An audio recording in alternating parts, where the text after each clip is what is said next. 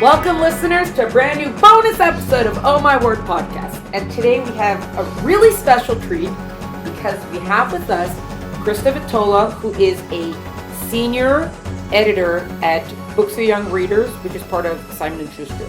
We're very excited. Okay, so Krista, welcome to the podcast. Hello, I am so excited to be here. Thank you so much for having me.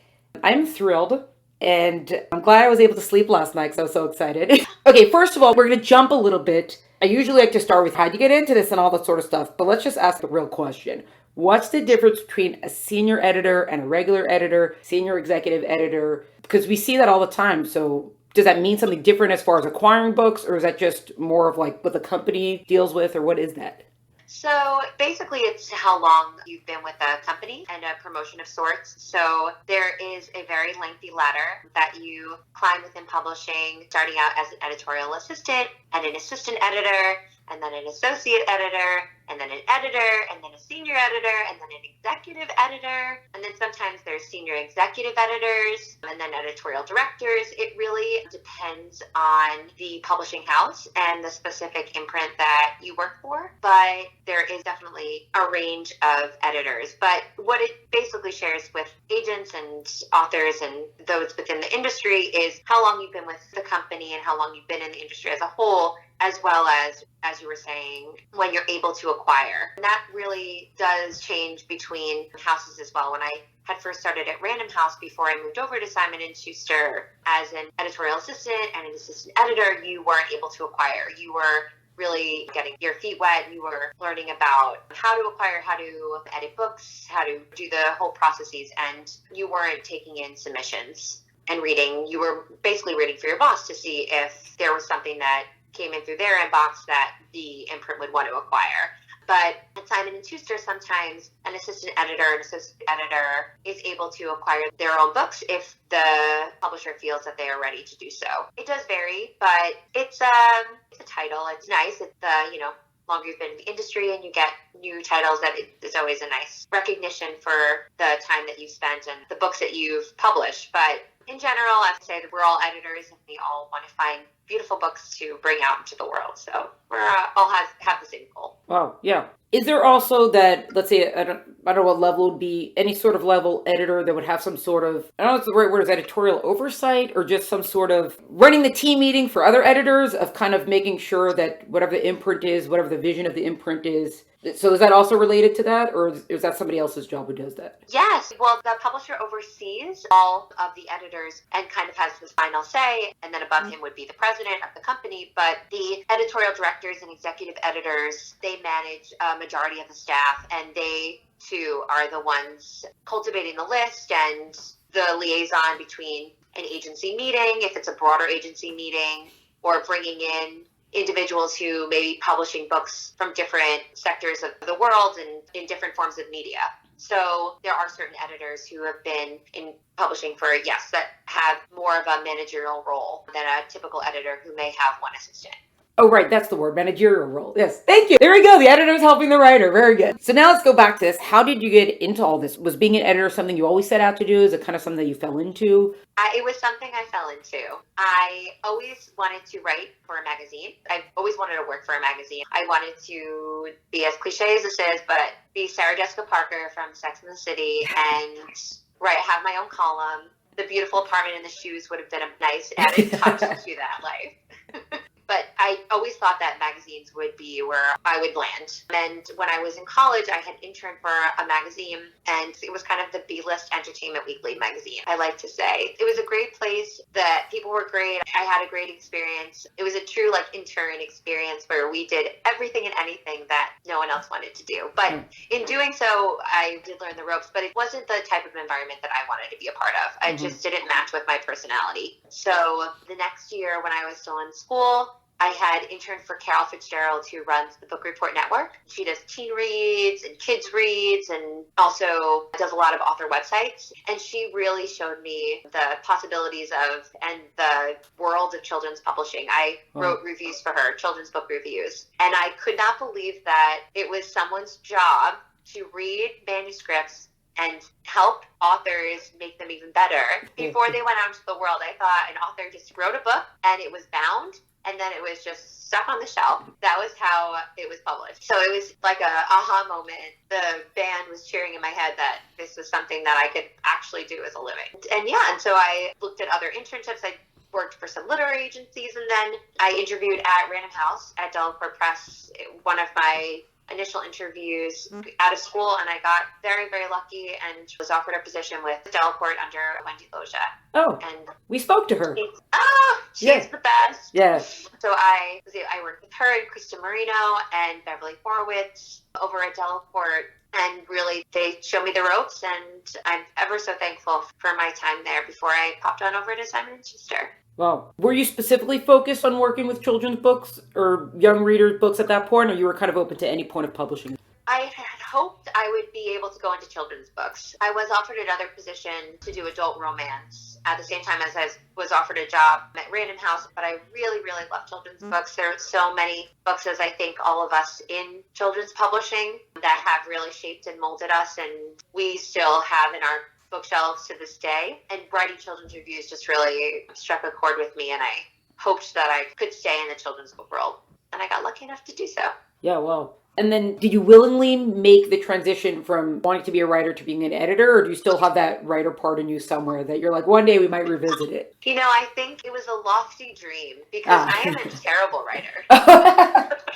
I am so much better at reading someone else's work and having the ability to know where to pare back something or expand on something or shift things around. I applaud authors. I have no idea how you do it. Writing a paragraph is lengthy enough for me. So, yeah, it was something that I am happy to leave to those in more capable hands, and I do not think I will dabble in writing. Being an editor is a pretty good thing, too. So, yeah. I get the good part. I get the end result. Yeah. So, actually, speaking about that, when books are first coming in, whatever you're looking for, which maybe we could also describe a little bit of that, how much of that is according to what you personally want to look for, and how much of that is, this is what the imprint is, so even though I might want to be looking at other things, I kind of have to keep my focus here because of the imprint?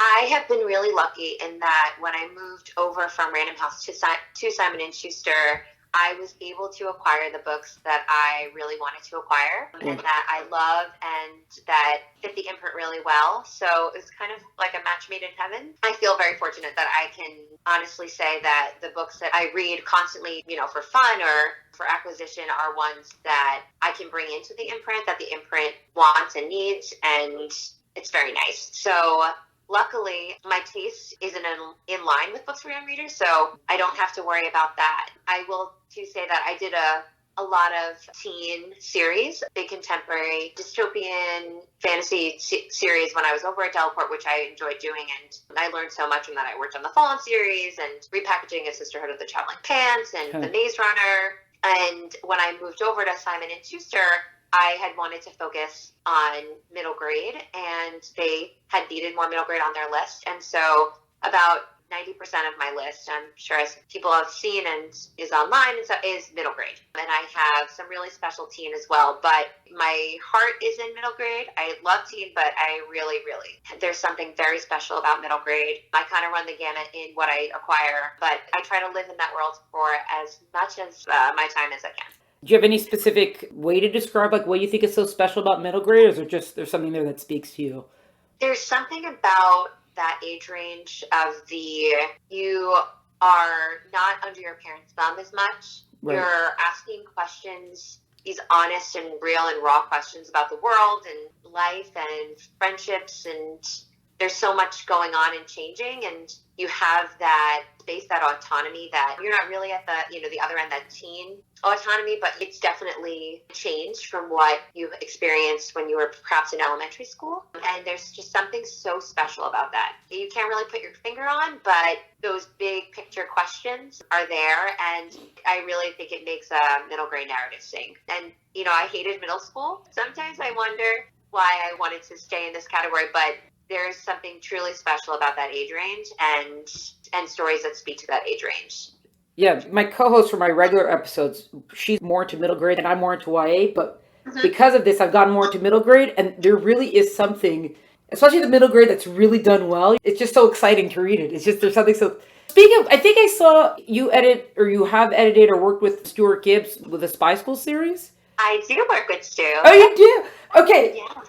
Spy School series was one of the first middle grade that I started like, okay, let's try this, let's try this. And I think the first book, it's just, he like nailed it. He like got that kind of tone of just, okay, it's a little bit suspension of belief to portray the adults as being so ridiculous, but it's still, I don't know, he got something so, and the fact that this kid just keeps somehow ending up in the middle of things, even though he's not the greatest spy, and he keeps needing like Erica to save us. It's just, that Spy School is just, it's a lot of fun. Yes, I agree. It's always a joy editing Stu's books. And I have found that many of my middle grade authors have children within that age range. And so they really live and breathe and experience the everyday emotions and thoughts and antics of a middle schooler. Yeah. When you first acquire the book, because especially his book, I had thought that the series was going to end at a certain point, and then all of a sudden I saw that there were more books coming out. We are growing and growing. Yeah. So, but when you first acquire it, is your thought of, okay, you know, I like the first book, I'm going to take the first book, well, maybe there's serious potential, or you take the first book in like, okay, we want a minimum of X amount of books, and according to how it sells, we might expand it to more. Like, how does that part of that work? It really depends on the author. Okay. So for Stu, I was not his acquiring editor. The first Spy School book came out, I believe, in 2010, and I was not even at Simon & Schuster yet. His acquiring editor now actually works for the CIA, which is very cool. So fitting. But he's had a few editors. I started working with Stu last year, I believe, or the year before. But when it was first acquired, I'm almost certain that it was acquired as a standalone. But everyone just really saw its potential to be a series and to follow Ben, because Ben is such an awesome character through many years and many more adventures. And Stu, having come from a screenwriting background, just has such a wealth of knowledge and about it on adventures and, you know, things to come. And he really has built up this just epic journey for Ben and his classmates. And he has a lot in his tool belt to keep writing more and more books. So it was really nice to be able to continue. And I think when there's a character that you love and you wish to grow with, it's always our hope as publishers to keep a series going. But series are hard. It's always finding that balance. Yeah, well, because also that it starts off as a middle grade, and let's say if there's not... Okay, so I'll give like a more specific example. I once spoke to an author. She wrote the story about like a 7th grade fixer or something. So she had her first book out, and then she got an option for a second book. So the second book she wrote about the 8th grade. And then she got an option for another book, and then she's like, wait, if I start writing any more of this, I'm going to take the kid out of middle school, and then it's not the middle school anymore, right? So, I don't know, is there like rules for that? Because I know, okay, everyone, Harry Potter kind of went from middle grade to young adult, but it seems like Spy School is staying in the middle grade. They're not moving out of that. Yeah, and you know what? That is the predicament that a lot of series face. For those who've read many a Spy School book, it takes place over the course of a few weeks, and then the next book starts off just a month or so later. So he's done a really nice job of compacting the series, but he is out of middle school now. But because Spy School is similar to Hogwarts, that the academy kind of spans middle and high school, he's still in the Academy of Espionage, and we can get away with it in that way. But Harry Potter is really an exception to the rule, as Stu has done here. It's rare to see. Right. Is it also, part of it's just, if it would move to a different age demographic, are you also, your editor is not necessarily, they might have to move out of their own comfort area if they're not necessarily, you know, a young adult person, or is it just because you might lose your readers, or is it all of that kind of stuff? It's all of it. It's you're aging out of your category, and it won't be shelved in the same place for retailers because middle grade and teen are different spots. Yes. You know, the branding of Stu now that he's taken over the middle grade spectrum, so, and that's where he lives. So, yeah, it's a few different things, but I think what's been so exciting to see with Stu and with more and more books is that those questions and those relationships have been growing, but at the heart of the books, they're still perfect for that middle grade reader, which we always want to stay true to keep it in this category. Yeah, because it's also, I mean, especially if the first one's out in 2010, those first readers are older now. They're adults now. So, I mean, I'm buying the Spy School books, but at the same time, like you were saying, it's the whole marketing of it's different, everything about it would be different to change that. Yeah, that's an interesting thing. Oh, okay, another author that I saw that you work with was, if I saw correctly, was Cassie Gustafson. Yes. We spoke to Cassie. I spoke to Cassie a few months ago before her book came out. She's so great. Yes, she's incredible. I love all my authors dearly. She's an incredible person. Because her book goes, she has some text, and then she has that like superhero alter ego. So when the book came to you, was this like, okay, this is what I want to do, and you're like, well, I got to see if this works, or it's just like, yes, I love all this, let's make all this happen, or yeah, what does that look like? Yes, so I actually did not acquire Cassie's book after the ink dries.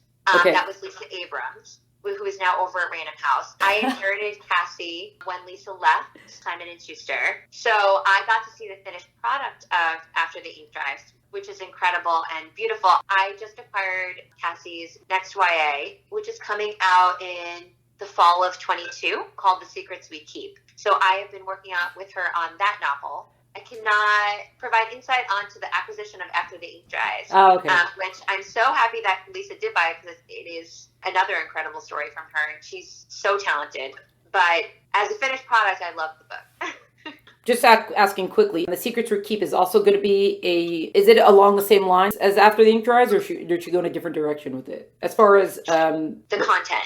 Yeah, and also the genre. Yes, it will be another teen novel that focuses on sexual assault. This, more specifically, incest. Wow. Cassie, she writes these stories that are for survivors and for those who don't realize that there are support systems and people that love them and want to help them and who may be in similar situations. And she grants them a voice and a mirror window to those facing similar situations. So I feel so honored to be able to bring this book out into the world with her. Like After the Ink Dries, it's a really difficult subject. So what she has done with After the Ink Dries in the graphic novel components is there are these dark fairy tales that are woven throughout our main character's story, kind of adding another layer, but a respite for the reader too, with what is going on in the present day. But I don't want to give too much away because I don't know if Cassie's spoken about this at length, even though it was announced. I don't want to steal her thunder. Yeah, I saw the announcement for it. It was like, oh, like, is the first book even out and we're already acquiring another one? That's so exciting. So that's actually just as an interesting 1 or 2 line answer for that, because acquiring such heavy topics for teens, people want to speak about it. They want to know that that if someone needs the support system, they should have it. But at the same time, it is really heavy stuff. So I don't want to use the word rules or any sort of understanding of how much in depth you can go into certain things, mentioning it versus getting graphic about it, or just any of that sort of stuff, or just every editor kind of making their own decision that if you call it YA, then it gets to be YA. Does that make sense? Yes. Yeah, I think it depends on every editor. I also think it depends on the age range. So right between middle grade and teen. Fighting Words tackles a similar topic, and that's middle grade. It's Kimberly Browbaker, The War That Saved My Life author, and I apologize to her because I'm forgetting her last name. So because she's a middle grade and it's a middle grade book, there are different, obviously the way in which it is portrayed and the narrative is crafted is different than how Cassie's novel will be, just due to it being middle grade versus teen. It's Kimberly Brubaker Bradley, the author on that one. But I think with Cassie's novel in particular, she really wanted it to be a story of hope and a story of friendship and sisterhood, and one that, while dark, also provided in life. There are so many different layers and aspects, and while there are dark moments, there's also happy moments and hopeful moments, and she wanted to call out those relationships and moments too. It's sort of the unwritten rule for teens. It seems that even however dark your topic gets, you always should include hope, or at least end on a note of hope. Versus adult fiction, you could just crush everyone and leave them crushed. Right. Yeah, we also spoke to Rebecca Lowell that she's writing a book. Her book's coming out, I think, next year. It's for middle grade, and it's about domestic abuse. So, yeah, well, okay, I don't know if you can answer this question, but I'm curious about this. Have you ever been part of an imprint or at a place where an editor acquires a book and you're like, really? That's the book you're going to acquire? Because sometimes, even though I guess everything's subjective, because sometimes you read a book that there might be a lot of hype about, and you're just like, yeah, I don't think the writing's so great. I don't think it's so great, but someone else loves it so much. But I don't know, have you ever been with that in an imprint that you worked with where you're like, well, okay, whatever, I trust your judgment? I think that's one of my favorite aspects of publishing, is that when an editor is reading something for acquisition or, reading something for fun, is that taste really does vary. And that's what's so special, I think, about publishing, is that you will find your audience, and you will find the right audience, and you will find your audience that loves your story. And you know what? Right, writing is subjective. Not everyone is going to love everything that you write, or many things you write, but there are others that will wait in line for hours to get your autograph and send you fan mail. So everyone has their own specific taste and quirks and likes and dislikes, and I think that's what makes us all unique and awesome. And even if I don't like something, I'm happy that it found its right home. And that's like the best part about books and reading and finding that audience for your book. Yeah. So not everyone likes everything. Yeah. For sure. Okay, we'll have one more question before we wrap up. Because you mentioned about they worked with repackaging. Is all that based on just, oh, this book is selling really well, let's re-release it? Or what is the consideration when they decide to, 10-year anniversary of this particular book? Right? That's all considered the same sort of thing, right? So how do they decide which book's going to get the re-release? Because sometimes it's not necessarily ones that have like, the highest ratings or the highest whatever. But is that based on sales numbers or just like enough fans clamor for it? What's the consideration for those things? There's a lot of factors. So one, it could be that the hardcover didn't sell as well as we had hoped, and we found that the cover may have not hit the mark, and we want to repackage it when it becomes a paperback edition. So there's that. It could be that the book is now going to be a movie or a Netflix series or something equally as awesome, and the publisher decides to take the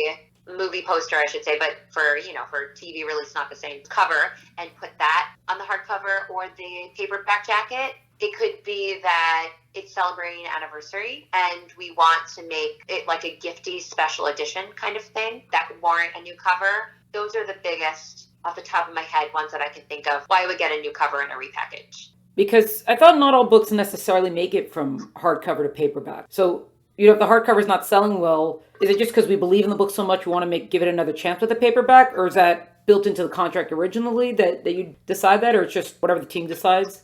Yeah, so it does. It really depends on the house. Sometimes if there isn't a high enough first print run for the paperback, some publishing houses may decide not to publish it because monetarily it might not be worth it for them. Other houses, it automatically goes into paperback. I don't know. Personally, I think that it has another life in paperback and it finds a different audience in paperback, which is equally as exciting. Yeah. And I would hate to stunt its book's legs. And at Simon & Schuster, the majority of our hardcovers automatically go into paperback, and they do. They find a new audience or perhaps a boxed mailing or, a book club or something else that at the price point as it was for the hardcover is they couldn't afford it, but in its paperback price point, they can.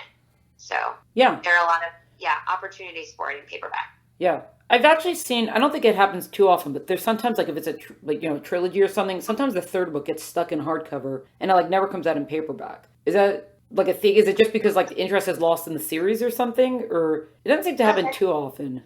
That's interesting. In my years in publishing, I have not come across that yet. It's important to talk about the repackaged covers because even though sometimes the cover is nicer and even though we understand that there's a business behind it, but sometimes it ruins the look on our shelves. So that's why we always have to speak about it. I know, but on the publisher's end, there is a very specific and beneficial reason for why we choose to change the cover. And even sometimes just going from hardcover to paperback, sometimes the paperback cover is just 1,000 times cooler. So I understand, but it's still annoying. Okay, so let's do our fill in the blank of I love it when writers, illustrators, fellow editors, publishers, stories, series, whatever, do X, and I really don't like it when they do X. So choosing any one of those to fill in the blank for that, please. How would you do that? So I guess for I love it when books make me cry. I love a good cry. I am, at heart, I'm a very emotional person, and so it doesn't take much for me to cry, but no one wants to be upset about something, but there is something I am so attached to my work and the authors that I work with that many of them make me cry without even trying to. Well, that is something that gets me. Like happy cry, sad cry, or it doesn't matter? It's just all as long as you... Okay. And then what we say, I really don't like, Oh, okay. So I really don't like when authors compare themselves to other authors. Oh, that's actually a very good one.